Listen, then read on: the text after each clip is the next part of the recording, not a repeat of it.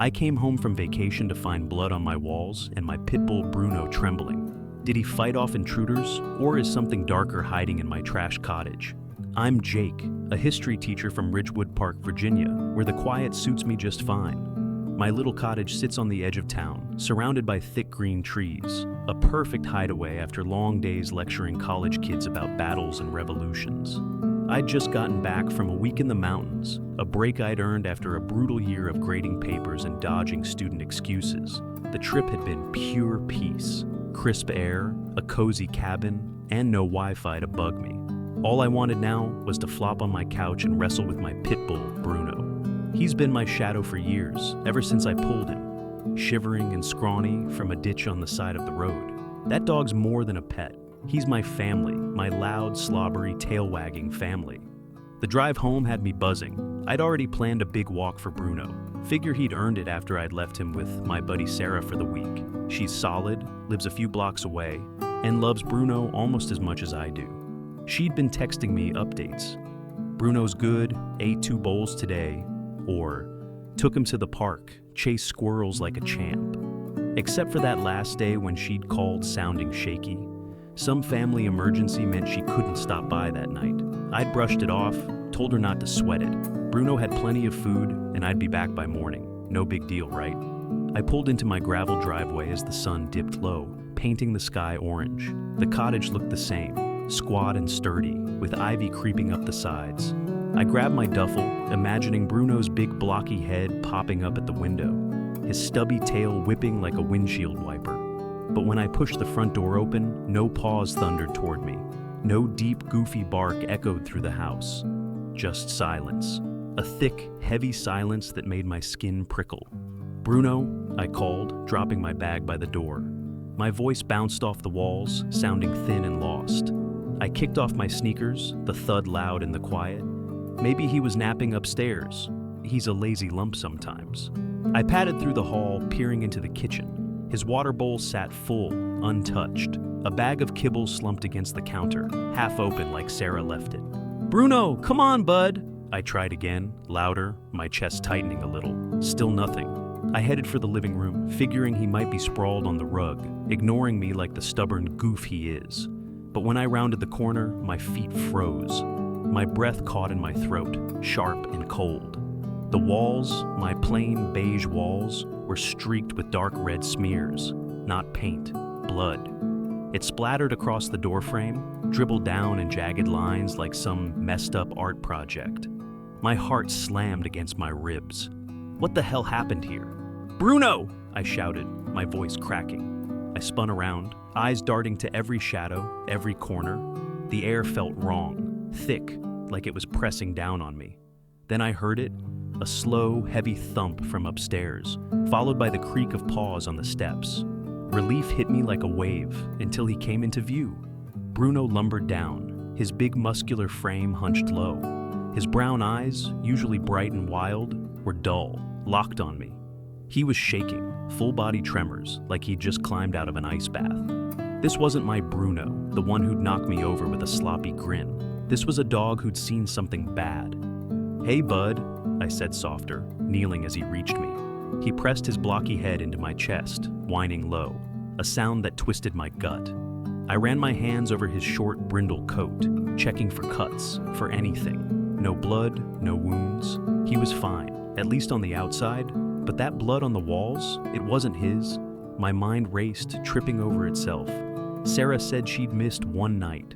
One night. Had something happened while he was alone? Had he hurt himself somehow, or someone else? I stood, Bruno glued to my leg, his warmth the only thing keeping me steady. The living room door loomed ahead, that ugly red smear taunting me. Whatever was behind it, I didn't want to see, but I had to. My cottage, my safe little world, didn't feel safe anymore. It felt like a trap, and Bruno and I were caught in it. Bruno stayed tight against my leg as I stared at that blood-smeared living room door. My hand hovered over the knob, but I couldn't bring myself to touch it, not with that red mess staring back at me. My stomach churned, a mix of fear and anger bubbling up. This was my place, my sanctuary, and now it felt like some stranger had ripped it apart. I nudged the door with my foot instead, letting it swing open slow and creaky. The sight hit me like a punch to the chest. My living room was trashed, cushions torn and scattered, books ripped from the shelves and crumpled on the floor, drawers yanked out with their guts spilled everywhere. It was chaos, like a tornado had ripped through my quiet little world. I stepped inside, glass crunching under my socked feet. Bruno whimpered, his big head swinging side to side, sniffing the air. The blood was worse in here. Streaks on the walls, a smeared handprint on the doorframe. My throat tightened. "What happened, bud?" I muttered, kneeling to rub his ears.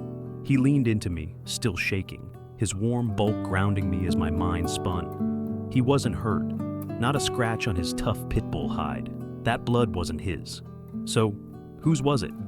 Then it clicked, sharp and cold. Sarah's call. She'd missed that last night. Left Bruno alone with extra food, figuring he'd be fine till I got back. I'd told her not to worry, that one night wouldn't matter, but it did. Someone had broken in. My cottage, tucked away in Ridgewood Park's greenery, wasn't as hidden as I'd thought. And Bruno? He must have gone after them. He's protective, always has been. Ever since I scooped him up from that ditch, he's acted like this place is his to guard. If intruders came, he wouldn't just bark and hide. He'd fight. I stood, my legs shaky, and scanned the room. Nothing obvious was gone, no missing TV, no empty spot where my laptop usually sat. But the mess, the blood, it told a story. Bruno had caught them, tangled with them. That handprint on the frame, too big for his paw, human. Someone had stumbled out of here bleeding, maybe scared off by my dog's deep growl and snapping jaws. I glanced down at him, his brown eyes locked on me, wide and worried. "You did good, huh?" I said, my voice rough. Pride swelled in my chest, but it tangled with something darker. Dread. What had he done to them? How bad was it? The air in the cottage felt heavy, like it was holding its breath.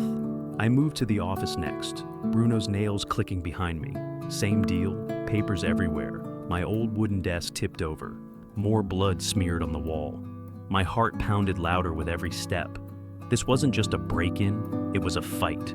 Bruno had turned this place into a battlefield while I was sipping coffee in a mountain cabin, clueless. Guilt gnawed at me. Should have taken him with me. Should have known Sarah couldn't be here every second, but I'd needed that break, that quiet. Now I was paying for it. I slumped against the wall, careful not to touch the red streaks.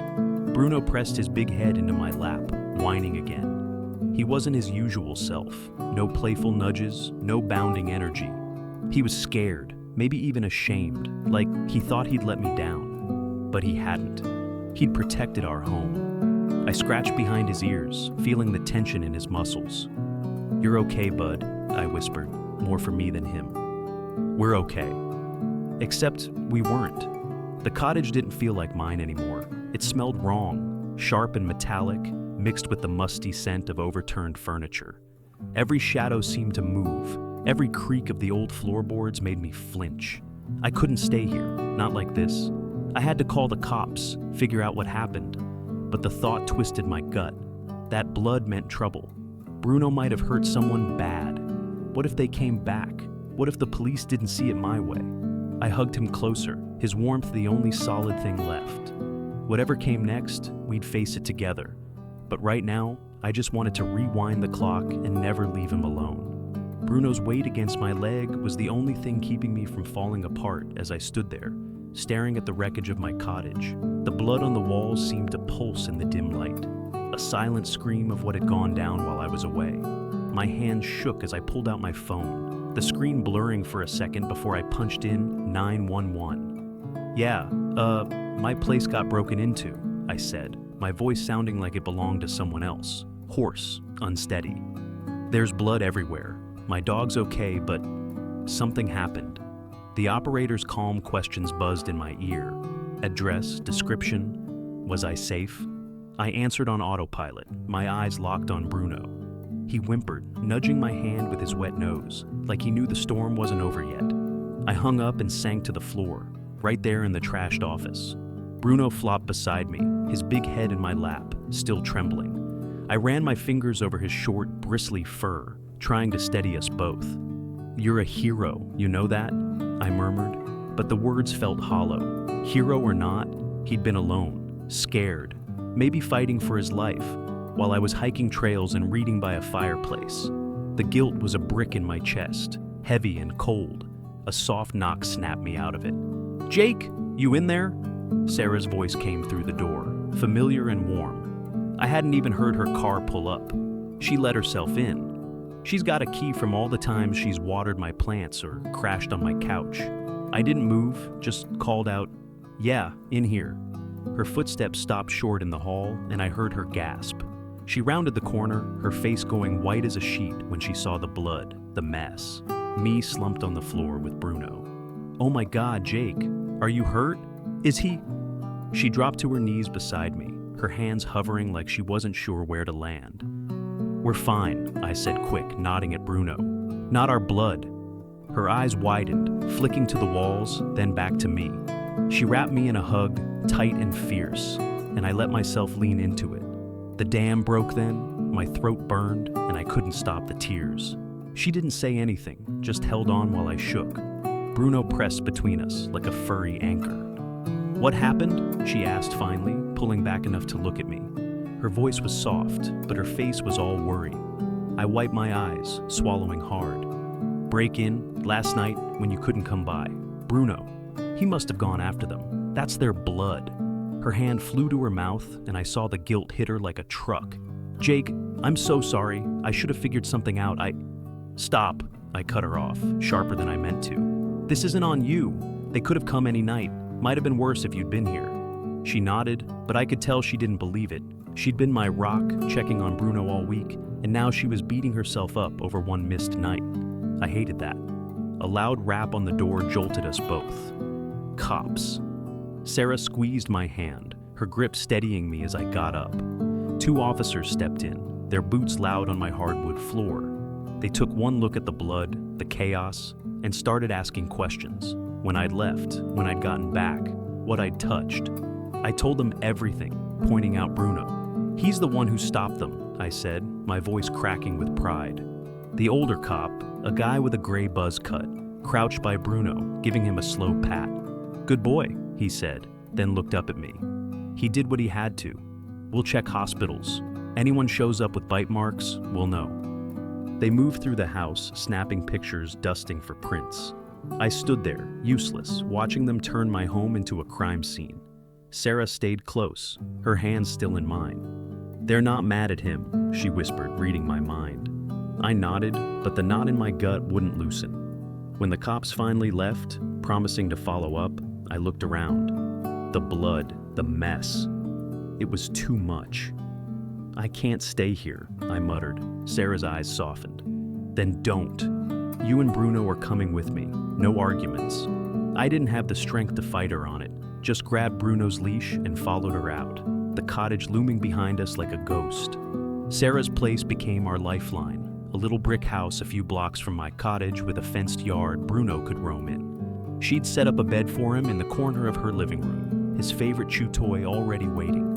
I crashed on her couch that first night, staring at the ceiling while Bruno snored beside me, his big chest rising and falling. The quiet was different here, safer somehow, but my mind wouldn't shut off.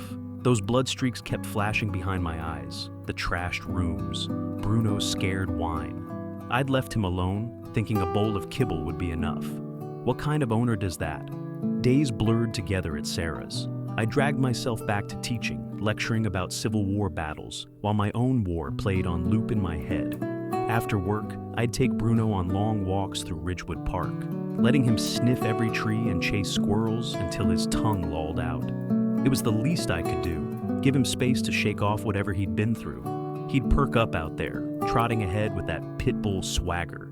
But back inside, he'd stick close, like he was still guarding me. Sarah noticed too. "He's tougher than he looks," she'd say, tossing him a treat. She was right, but it didn't stop the ache in my chest. The cops called a few times, no leads, all that blood, and no one had limped into a hospital with bite marks. "Maybe they patched themselves up," the officer said, sounding frustrated. That bugged me.